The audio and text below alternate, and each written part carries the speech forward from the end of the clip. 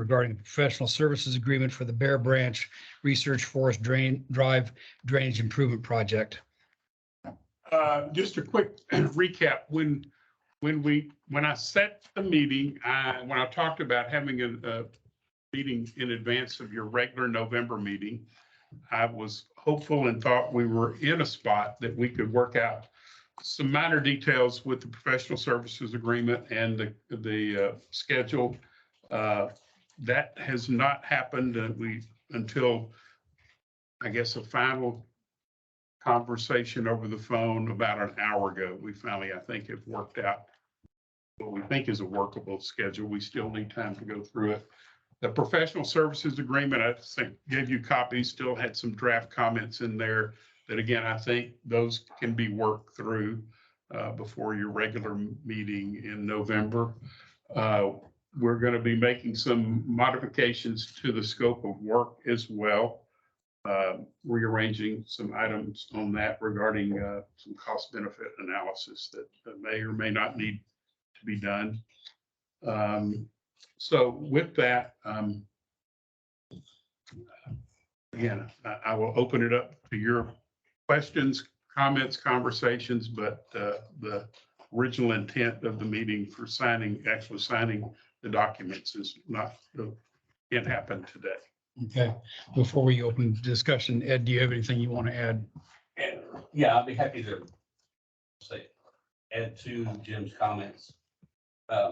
When we first received, we prepared a scope of services in cooperation with LJA, sent it to them, said, deliver us a proposal. They sent us a proposal along with a schedule. And I saw the dollar number and then I looked at the schedule. The schedule showed just for preliminary phase, the modeling and the feasibility report, their original was 16 months. And I knew that would not be acceptable because even in my mind, from my years in the industry, that seemed like an excessive amount of time. So we had a number of conversations with LJA, and it wasn't until about an hour ago that we finally said, it's got to be 9 months or less. You got to figure out how to do it because industry-wide, this type of work can occur within 9 months. And we didn't tell them that there was somebody else that was willing to do it in a shorter time than that. We just said, if you want the job, you got to do it not in 9 months or less. So they are adjusting their schedule to 9 months for the feasibility part, the modeling and that. They are also, as Jim mentioned, taking the benefit cost analysis task out of the regular scope of services and moving it to owner directed services. So if we do need it, it's in there, there's money there, and we can add that. And the only reason we would add it is if we needed to satisfy some requirement of the development. Because a benefit cost analysis has already been done as part of the grant application. So there doesn't seem to be a need to do it twice. And then we also asked them to shorten their schedule, which they've done. This does reflect a design period. Paul saw that once the feasibility report is prepared and delivered, then there's a design phase of 255 days, which is a little bit longer than what they suggested it would be. And then there's a bid phase, which is normally 30 days, and then an estimated 300 days for construction. Remember, the project's about 8 million. You know, by the time you subtract out all the technical services and the various consultants. And the rule of thumb I've always used, and it's been pretty reliable, is contractor can typically accomplish $400,000 worth of work in 1 month. And that's what he's typically billing. And so if you take 8 million divided by 400,000, that's 20 months. Yeah. LJA is a little shy of the 20 months, but if they can get it done in 300 days, great. And then the only other thing that needs to be addressed is the outstanding comments that are in the professional services agreement, which I know that Tim shared with you earlier in the week. They're minor. It's a matter of me and Brian having a conversation and working through those. So the goal, as we told LJA, is to get all this stuff revised so that everybody can sign off of it on staffing levels and give it to Brian to deliver to y'all on the 11th in advance of your meeting on the 14th or 16th.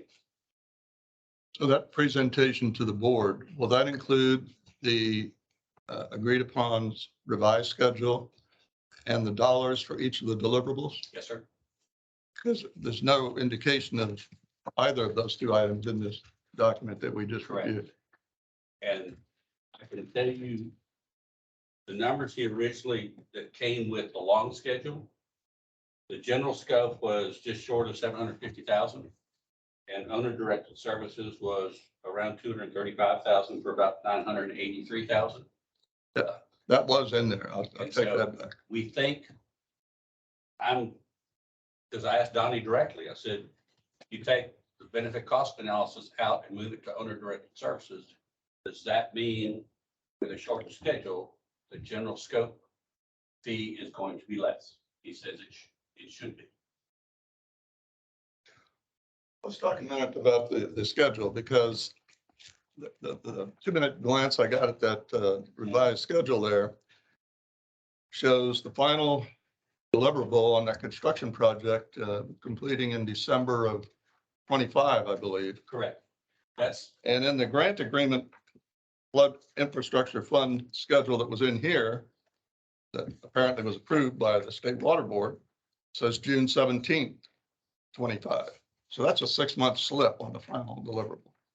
yes. Now, final deliverable says that construction is complete.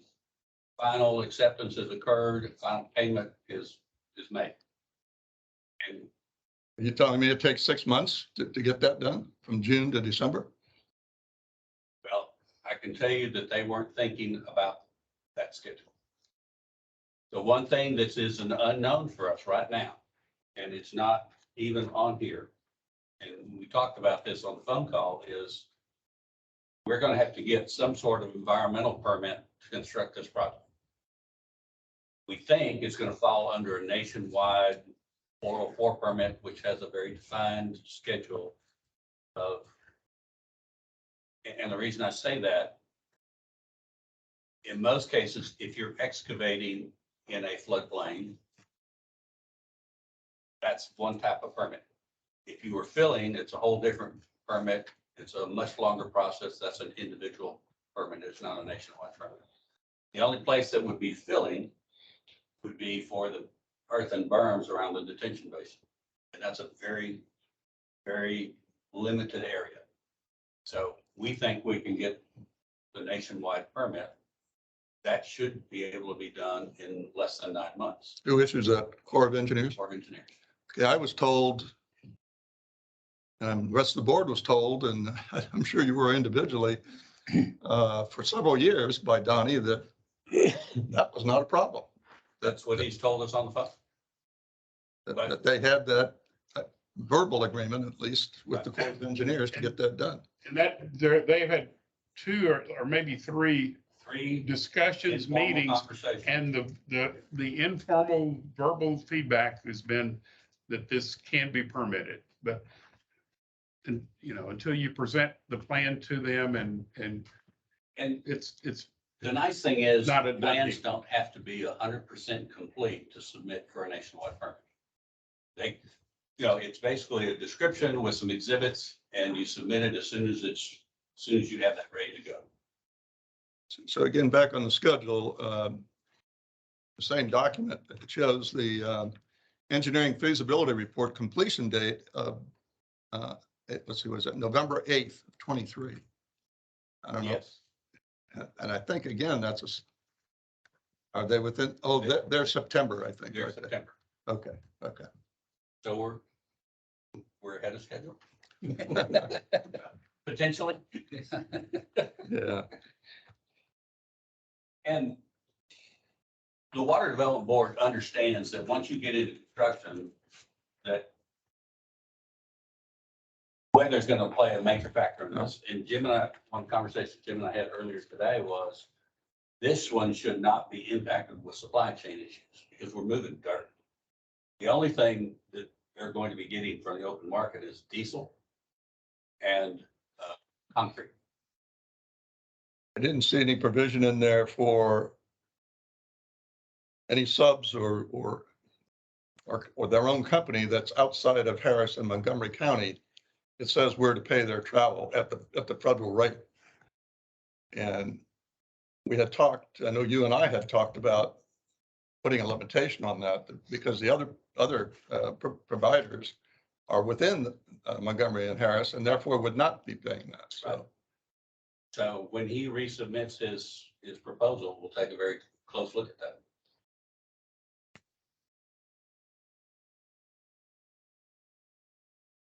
do you have numbers, a number or a total number for their proposed dollar part of this contract? Not based on this revised schedule, no.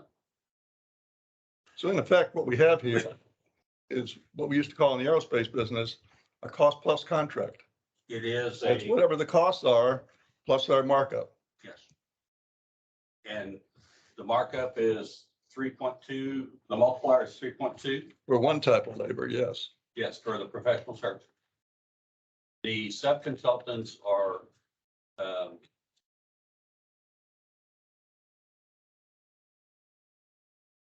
well, we haven't seen those proposals, but It's on attachment A. How do those multipliers look to you? I mean, are they reasonable within the industry? actually that 3.2 is low right now. For a firm the size of LJA, I think they were hoping to get something closer to 3.75, 3.9. So how does the 2.86 look for professional and non-professional working in the field during construction? That's reasonable. The reason it's lower is because you don't have the office overhead that you would for a design professional. Not quite sure what differentiates that group from the next group, but there's 11. What page are you on? I'm on attachment A. In the back. Yeah. And the expenses, the travel expenses are in the paragraph right below it. So 2.86 for professional working in the field during construction, and then the inspector. Typically, the inspector is in a pickup. Yeah, again, I don't know why you're going to differentiate for 0.11, but so be it.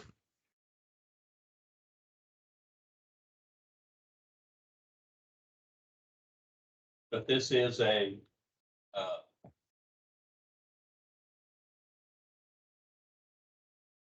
it's cost plus with a not to exceed.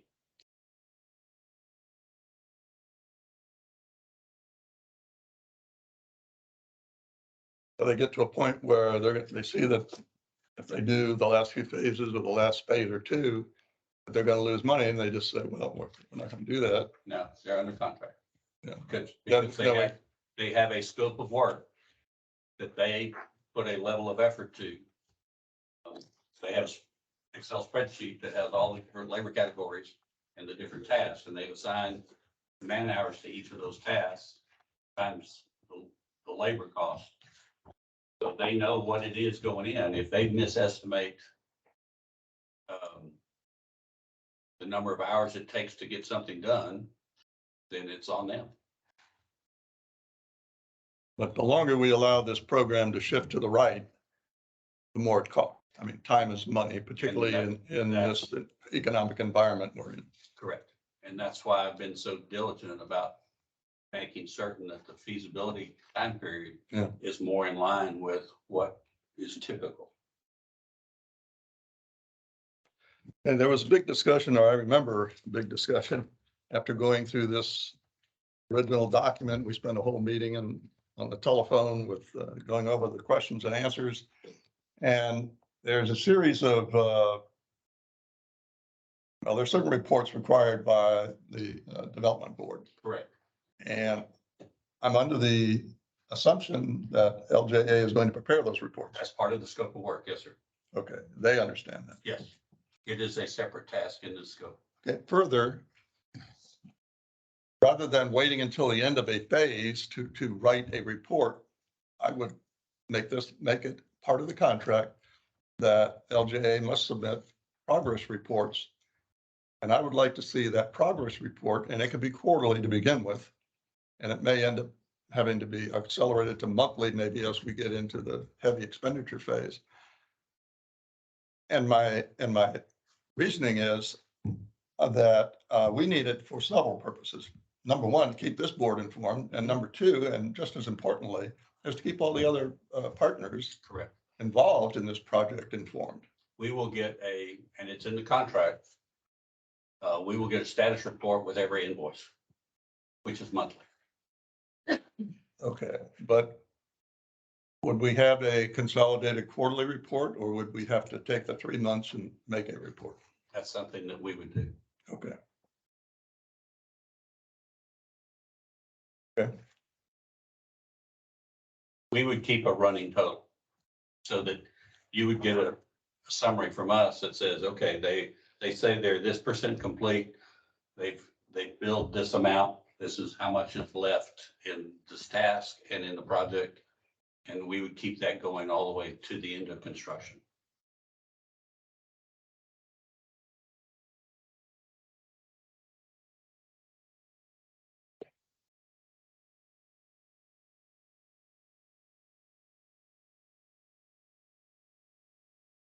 And just a reminder, we've talked about working up an interlocal agreement where SJRA does take the lead in this. It's being on their property.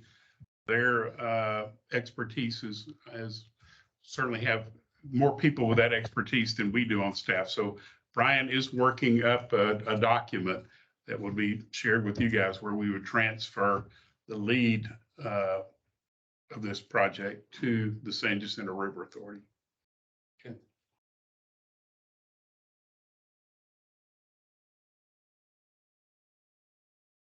that's all I had. I can recall from my notes regarding schedule and cost.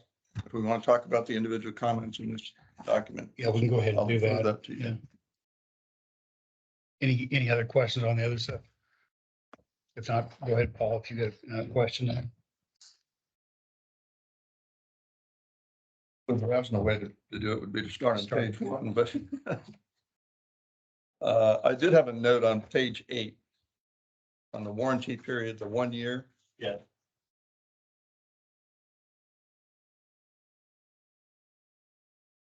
That is typical for professional services and construction industry. But the statute of limitations on the design work is 10 years. When does that 1 year begin? The way I read it, the 1 year begins at the end of the project. December of 25. We may not know if this project is totally correct, if you will, until we have another Harvey or something. True, but we will have modeling results in advance, in the feasibility report.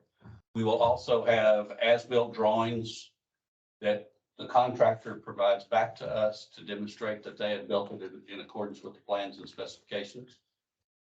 And then if in some case that it doesn't perform hydraulically the way it was modeled, that goes back to LJA. And that falls within the 10-year limitation. Then it's a design error. And that's what that 10-year statute of limitation. Well, through my mind, I got to be honest with you, when I read that, for some failed water pipes from Lake Conroe that failed in Research Boulevard or Right. Research Forest. Yeah. And Woodlands Parkway. And you don't know those things. Correct. If there's a defect, a hidden latent defect until a couple, 3, 4, 5 years of service, and then it fails. In our case, in our project case, I think you need a extreme water event. Now we can, on the dirt work, I have seen where extended warranties can be acquired. And we would just have to put it into the construction contracts that contractor provide a extended warranty for the earth and burns. Because that's really the only thing that has the potential for slipping and failing. Maybe they used the wrong dirt, but then that would have been caught, that should have been caught during the geotechnical testing while they were building these berms. The excavation of Bear Branch to cut in this channel, if you Right. will. That's going to be on a 3-to-1 slope, side slope, or a 4-to-1 slope. And there will have been a slope stability analysis done by the geotechnical firm. And then the contractor's responsible for establishing turf on those embankments. And he's got to reach a certain percent coverage before we sign off on saying he gets paid for What do you mean by coverage? it. So 70% coverage, 80% coverage of grass to establish erosion protection. Okay. So Ed, what would, can you give us an example of what would be covered under the 1-year warranty? What would be an example there? 1 year on construction is typically materials and workmanship. Any concrete work, any, Concrete. even dirt work failing Yeah. would have applied. to that. Okay, So if we had an unusual rain and the embankment became saturated because they used dirt and it slipped down and had to be rebuilt. You would have the potential, you as the entity paying for the project, not the one owning it, would have the right to go after the contractor, the construction inspector, the geotechnical firm. But it doesn't have to be just the wrong dirt. It can just fail. Yeah. And you go after them and put that warranty, they gotta repair it. Well, you heard my point. I mean, 1 year, it may not rain. right, right. Then what? Or not enough. Not enough to be an issue. Yeah, right. But we can ask for, it'll end up in the expense for an extended warranty. You mean at additional cost? Yeah.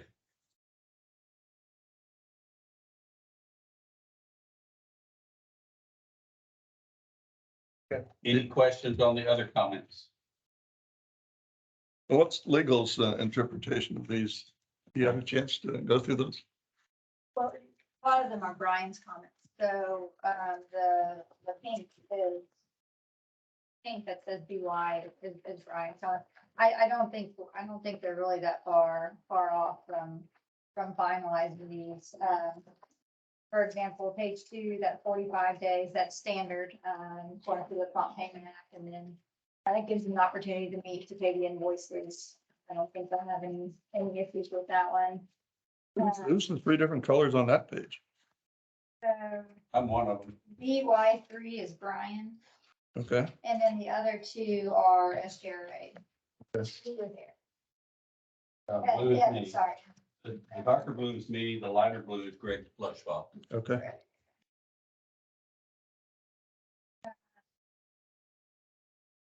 Page 3. I don't think we'll have an issue with that. And that's just asking to provide for the district to provide notice, if payment's going to be withheld. I mean, I think they'll know, if the district's gonna Yeah, a portion of the invoice. Page 4. Oh, I'm sorry, go ahead. The only time I've seen invoices held is if there's an issue with what they presented. Generally, you mark it up and send it back to the consultant. He fixes it, sends it back in. And assuming if nothing else new, then we send it on to y'all for payment. Being mentioned, y'all are under the Fair Payment Act and you gotta process it within a certain time period or pay interest on it. I would assume, Maureen, that we would be making I guess, monthly submittals to the water board for payment of these invoices. Is that reasonable? Is that typical? There's a very specific form, you've seen it now, the outlay report, Mhm. where you submit a summary of what you're requesting to be approved, and then you submit all of the backup. But yes, I think it's probably best to do it on a monthly basis to stay. Because we'd have LJA expenses, but we'd also have your expenses and your expenses, right? There'll be others, but I just can't think of them right now. Contract. That hits it primarily. Those three. On page 4, that's just statutory language. They're not gonna fall, there's not gonna be an exception to the 1295. They'll have to submit a Texas Ethics Commission Form 1295 prior to award. So if we don't have that yet, we'll need to get it prior to the next meeting. Big question on 4.4 on page 4. Is that pretty much standard verbiage for a contract like this? And if so, how does that fit in with what you were saying, Ed, with basically there's a cap that if they've misestimated labor costs, for example, Which one are you on, Roland? 4.4 on page 4.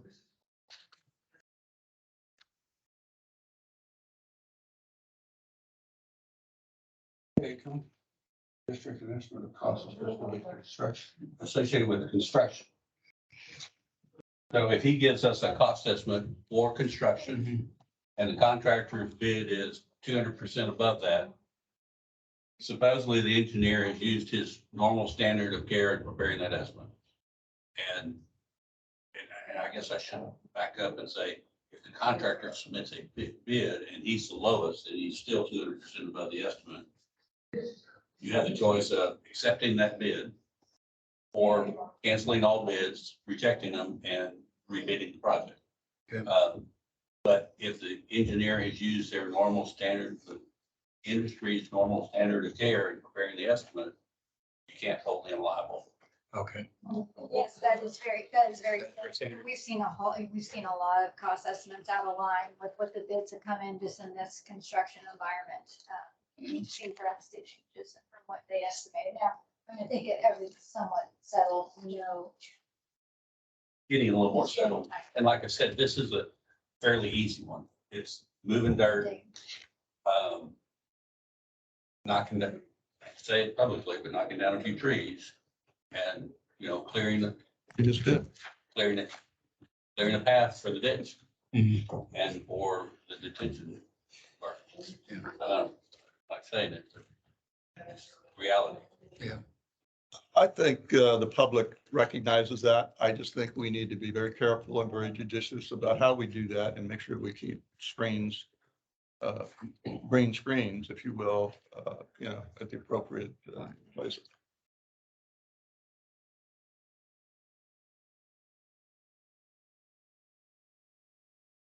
Okay. Go ahead, Gene. One on page 5. Page 5, so, That's state law. it is state law, but actually, that comment was like Brian's.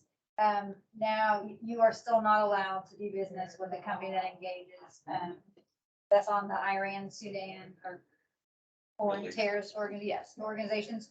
But the list of those entities are now determined by the comptroller, and they're within these 2 section references. And so we've just updated our standard language. We've just simplified it. So the prohibition is still there. We've just taken our language. Besides, we'd have to pay their travel expenses and we won't do that.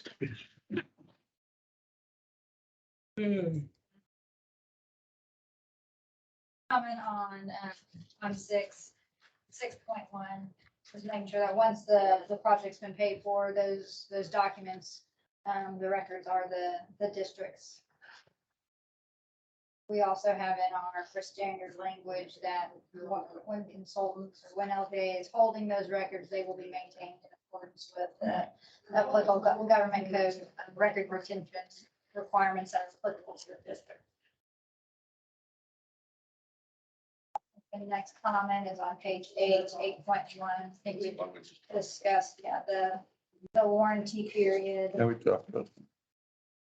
The next few are just a minor cleanup on the insurance provisions and additional insurance and vehicle. Generally, you're not gonna have the insurance coverage be modified, but we're certainly gonna wanna know if it's been canceled.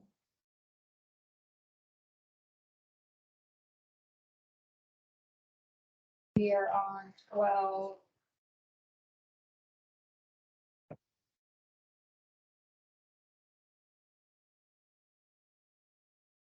Yeah, it gives them an opportunity to cure they lost insurance coverage. I think the one that was gonna want, that Brian is gonna wanna discuss in between meetings here is the limitation on liability, page 12, subsection L.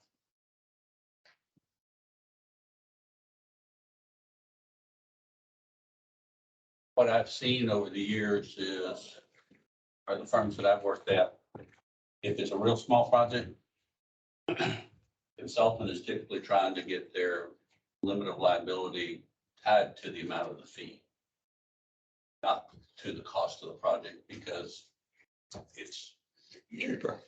well, it is cheaper. But in the case of civil projects, if you're doing a parking lot for a shopping center, you only have one piece of that project. You don't have the whole, you might not have all of the shopping center's buildings, the electrical, the mechanical. And so what they're trying to do is say, our fee should be based on our scope of work, not the total scope of the project. Now, in the case of this project, I think, again, they're trying to get it down to just their fee. But there's some potential ramifications downstream if they don't get it right. Yeah. Or ramifications upstream too. Mhm.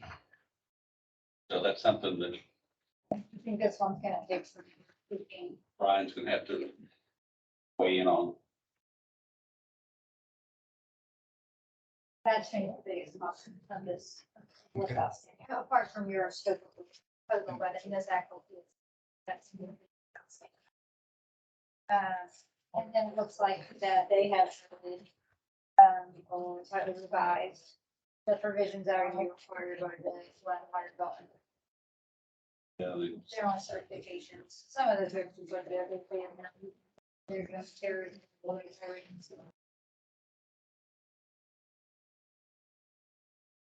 Additional certification that the district doesn't require, such as not receiving federal funds, Texas water development funds during certain weather, extreme weather events.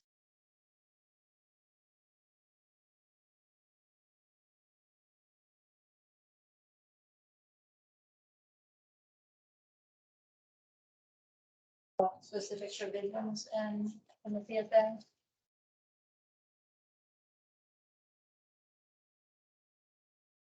So head back to the schedule question.